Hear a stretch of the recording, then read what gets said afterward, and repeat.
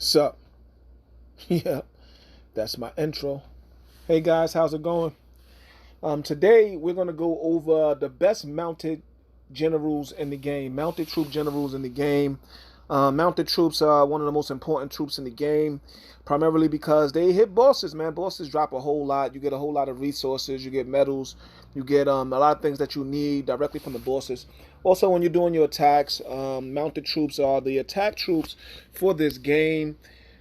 So we're gonna go over the bosses that are best suited for maximizing the mounted attack. I mean, there's various different forms of attacks that we can try in this game, but if you want to hit something hard, extremely hard, you're gonna use mounted troop, which is why they're used for the bosses. So, when coming up this list, I had to take into consideration that there are a lot of free to play players as well. So I had to make two lists. And guys, this is my opinion. Like sometimes people might not agree. You don't have to kill me in the comments. It's based off of what I'm looking at stat wise, and there are certain variables which we will go over some of the variables that I can change this order. But I want to go over the Tavern generals first. The very first Tavern general that I want to cover is going to be Washington. So Washington, he is one of the top mounted attack generals in the game. Good for using bosses. It's really three that you can get in the Tavern that are really, really, really great. George Washington is one of those three. His problem is that he has a very low attack with the 104. His biggest upside is that without using the specialties, he can get to 35% bonus attack on your mounted troops. That's his biggest upside. That without anything else, he gets a 35% mounted troop attack. So this makes him a premier mounted attack general. When you max him out, getting all his specialties, which is extra 10% to attacks and troop defense, ground troop and mounted troop attack, another 10% there, and he's getting more mounted attack and health power and defense. And this final one maxed all the way out, he gets an extra 16% to mounted troop attack, along with the mounted troop defense, and he allows you to heal a portion of the dead troops in PvP. So together, when you go ahead and you scale him properly, whichever one you're going to use, some people like to round him out with full mounted skills, more health power, more defense, and probably march size so that they're able to send more mounted troop towards the bosses. Or maybe if you have mounted speed is very beneficial in this game. It helps. It might not show up on a power stat, but you will see that it causes way more damage in PvP. Some people might add luck because they use him only for bosses, because he cannot use the mounted troop attack. That's his weakness, that he cannot add the mounted troop attack. From the Tavern bosses also, we're going to say Takeda Shingen. Takeda Shingen, he a total when you do him with his specialties, max him out, he becomes 87%, 87% bonus attack added to your mounted troops. Yeah, and you can add mounted attack to him. That's part of the reason what gets him up there to 87%. So he has a 114 attack. So together this makes him a very good mounted attack general in the game, one of the best from the Tavern. And number one, this is one of the rare cases where you will see a person with lower actual percentage still being a better general for a particular area. And this is going to be Hua Koping, if I'm saying his name correctly. Hua Koping, you'll notice with him, he doesn't really start off. When you originally get him, he doesn't have anything that's going to really benefit you when it comes to mounted troops. He starts off with reduced troop marching time by 20% when general is leading the army. That's just the marching speed. He reduces it by 20%, whichever it is. It means he'll get there fast. But he has a very high attack. 120 is super high. So that gives him a benefit over over a lot of other generals. But the specialties, when you max him out, he has 10% the mounted troop attack, and mounted troop health power. And then the next one is March speed 10%, which is more on top of the 20% reduction to the original March speed that he has. But he also has marching mounted troop attack extra 20%. And then he has, he allows you to heal a portion of the dead troops in PvP as well. And then he finishes off with more march time reduction, which is 10% more. And then marching mounted troop attack extra 30%. Together, you can also add to him the mounted troop attack. So together, this can bring him up to 85%. This could bring him up to 85%. The reason why he's a better mounted troop attack general than Takeda Shingen is simply because even though 87% is higher than 85%, 87% of Shinjin's attack is not higher than 85% of Hu Bing's attack. His 120 attack at 85% is higher than Takeda Shinjin's attack at 114, that 87%. So this makes Hu Bing one of the best Tavern attack generals in the game once he's maxed. Straight out the gate, when you're able to get, if you just got just a general and were able to attack the mounted troop attack skills, Takeda Shingen is going to be better because without the specialties, he still will add 45%, followed by Washington, who add 35%, and then Hu Bing, who will only give 25%. But these are very, very high.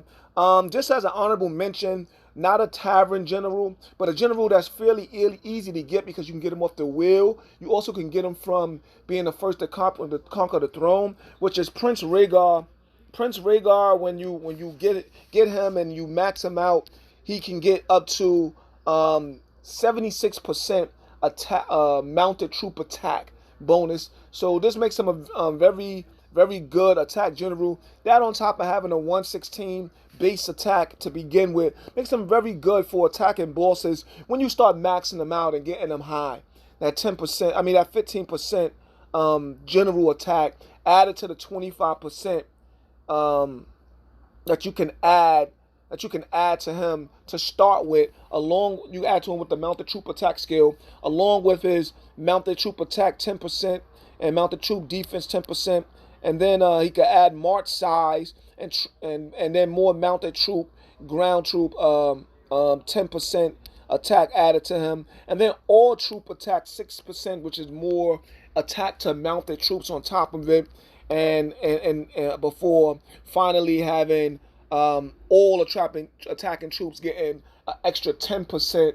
That includes mounted troops as well. So you can raise them up to about 76%. You can raise him up to about 76%, making him a very, very decent, very good mounted troop attack general that you can use to attack bosses and things in that game. And I used him for a very long time. He served me very well in attacking bosses. And even without his specialty, he can get up to 30. He starts off with a 35% mounted troop attack bonus. So these things is very important. These are people that you can get without having to get a historic general token. You could be able to get these generals very easily. The next 5 generals, I'll go after the top 5 generals for mounted troop attack, giving very high mounted troop attack benefits. This is what we're going to cover. You have to get these guys from getting general tokens, and now that they included the chest into this game, we're going to be able to get them a lot easier.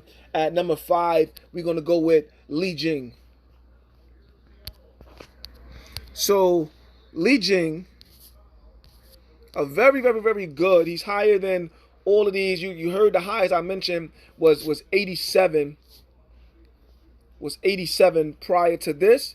Well, Li Jing, he gets as high as 95% bonus mounted troop attack when you add the specialty to him. However, his weakness is that you cannot add the mounted attack skill, and it says increase mounted troop attack by 35% when generals leading the army. You cannot add the mounted attack troop skill to him. So the max he can get is 95%, and without his specialties, the max he's able to get is 35%, and he has a 117 base attack, what makes him really, really, really good. At number 4, we have this new general recently came to the game. I did a small video on him before they dropped his stats. This is going to be El Cid. El Cid, once you max him out, you hear these numbers. You hear we started at the lowest being 76. El Cid get up to 106% bonus mounted troop attack. 106%. You know what I mean? He also adds a little bit of ground attack inside, all attack help. You get his specialties. He increases mounted troop attack by 10%. His next one is another 10% to mounted troop attack. And then he adds an all attack of 6% on top of a 30% mounted troop attack, along with ground troop attack. And this gets him pretty high. You look into his skill that he comes with. He increases troop attack by 10%. That 10% includes mounted. And when the general leads the army to attack, he increases the ground troop and mounted troop attack by 15% when he brings a dragon. The dragon is the key to him getting that high 106% bonus mounted troop attack.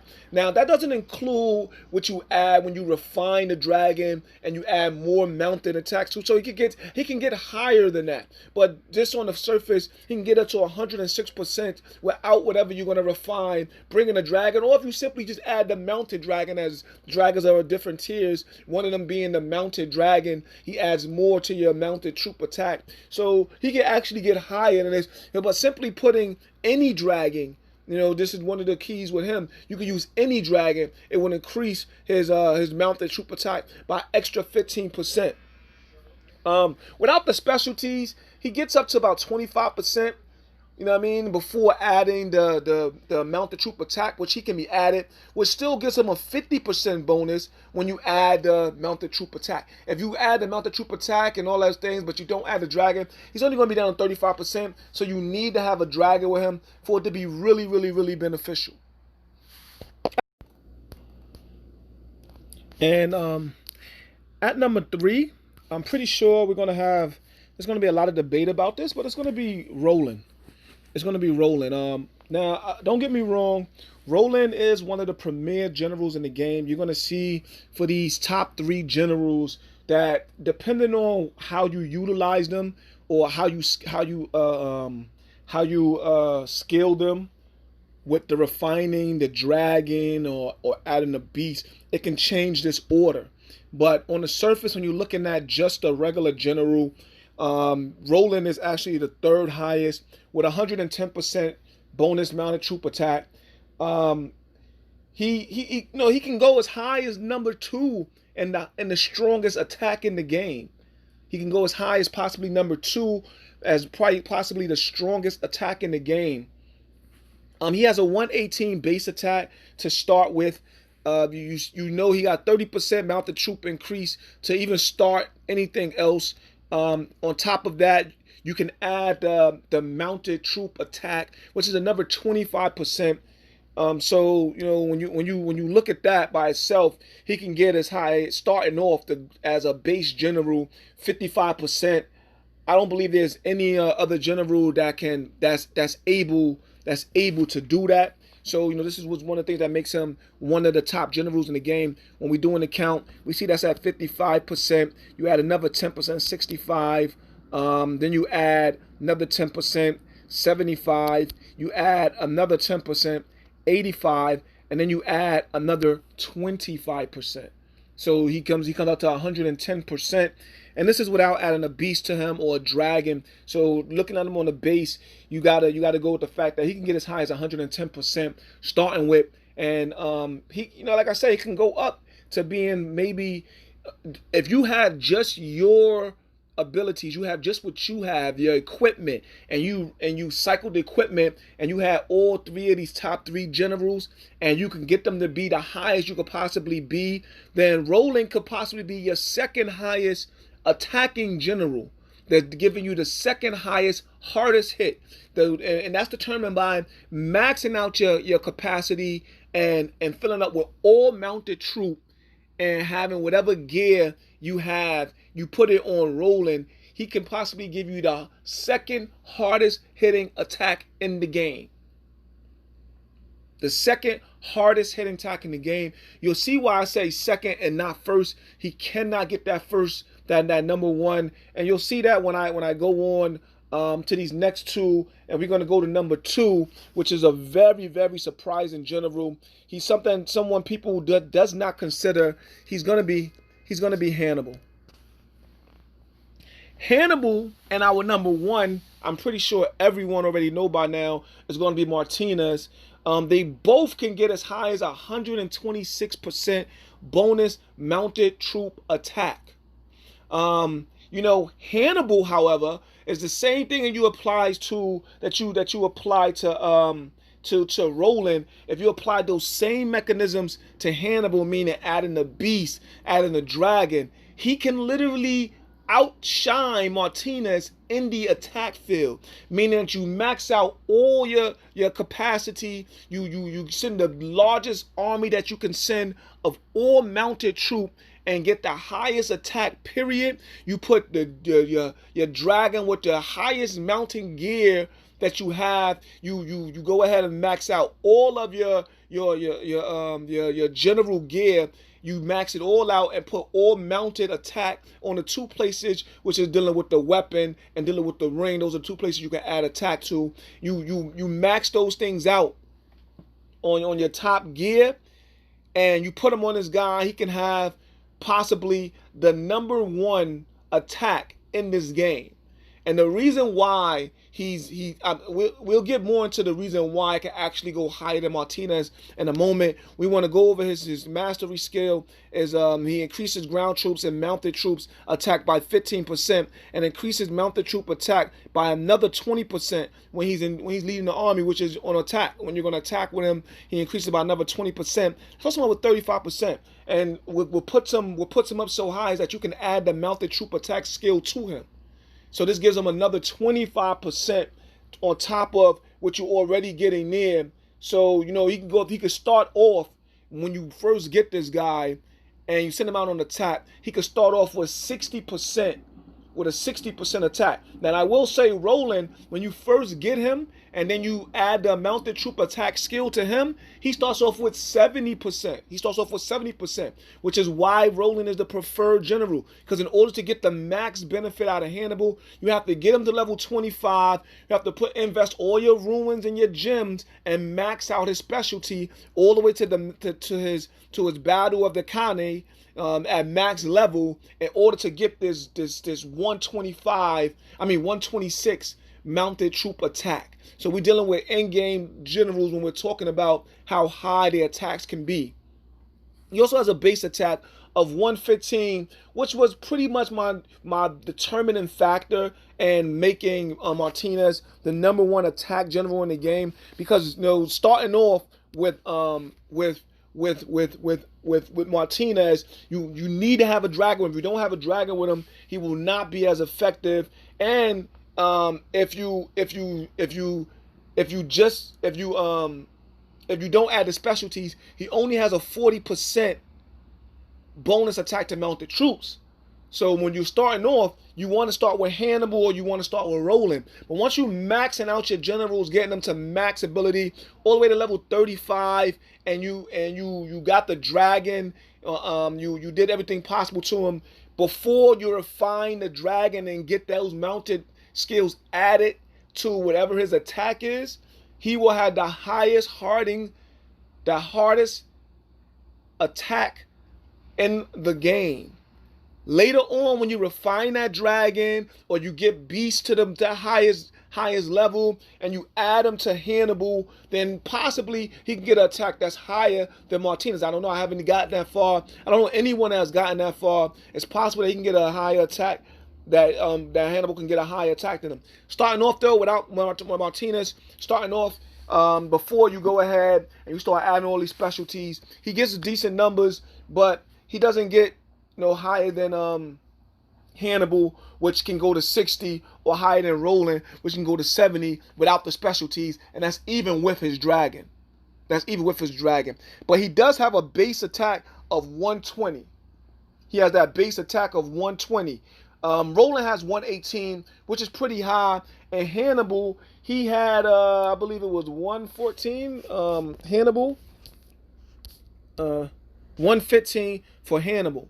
So this is why Martinez is, you know what I mean, pretty much a premier dragon, but he has to have that dragon.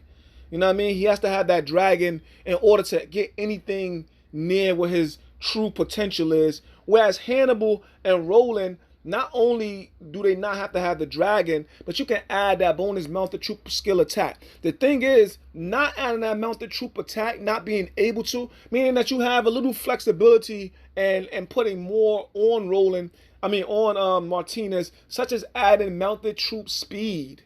Mounted troop speed is a very, very beneficial tactic used in battle, as faster troop, of course, going to cause more damage. It doesn't show up as the actual attack power, but it will show up in those reports that you get. It will definitely show up in those reports that you get as the amount of kills get mounted up by Martinez. Martinez was just going over. He adds a mounted troop attack 10%. And health 10%. March speed 10%, 20 more percent on mounted troop attack, and then another 10 attack, health power defense on mounted. Before finally, and once again it says when general brings any dragon, his mounted troop attacks go to 46%. You know, so you will notice with Hannibal, he doesn't really have to get all the way to that last expert skill to get a very high mount troop attack, which is, like I said, it could be interchangeable depending on where you are at in the game. But we're dealing with in-game builds. When you're at the end part, without factoring the refining the dragon, because the variables can, you can get a level 20%.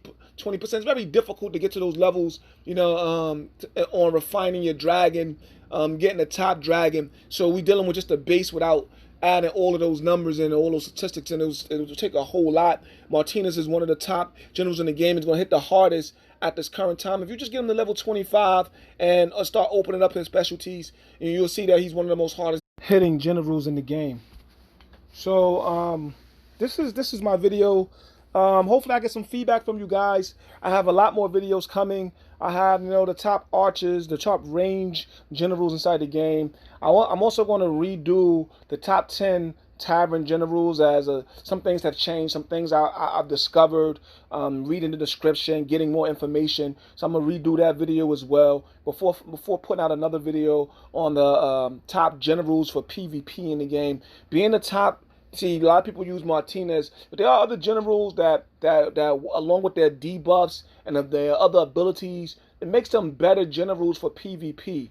And people don't know that, like a very well-known general, but not utilized as much by some of the top players in the game, is Wei King. There's some other ones. Like I said, Hannibal is a sleeper. A lot of people do not know how beneficial Hannibal is, but being able to utilize debuffs inside the game becomes very beneficial. We're also going to do sub-generals, get you guys to understand how utilizing sub-generals help improve your PvP game. Thanks for watching my video. You guys have an excellent day.